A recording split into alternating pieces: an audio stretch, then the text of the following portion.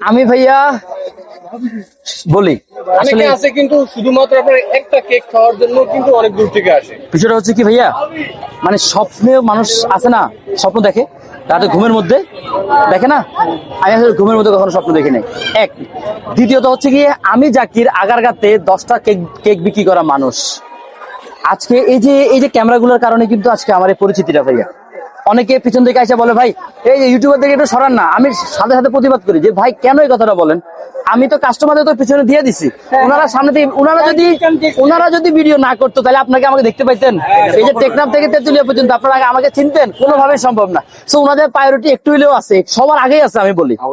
ওনাদের কারণে আজকে এই জাকির ভাই সারা বাংলাদেশে পরিচিত পাইছে। সো যার কারণে যেটা বলছেন, এই যে মানুষজন আসে, বিশ্বাস করেন আমার কাছে খুব ভালো লাগে ভাই।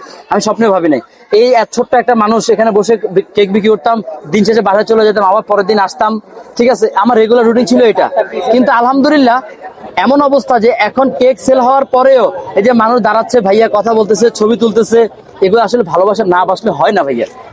শুধু কেক বিক্রি করে যে করতেছি না, মানুষ কেন জানে আমাকে এরকম ভালোবাসতেছে, এই সম্মানটা যে আল্লাহ আমাকে দিছে, আমি আসলে এই সম্মান পাওয়া যোগ্য কিনা আমি জানি না। তবে আল্লাহর কাছে হাজার হাজার শুকরিয়া যে আল্লাহ আমাকে এই সম্মানটা দিছে। আমি আমার চেষ্টা করবো সারা জীবন এই সম্মানটা ধরে রাখার ভাইয়া।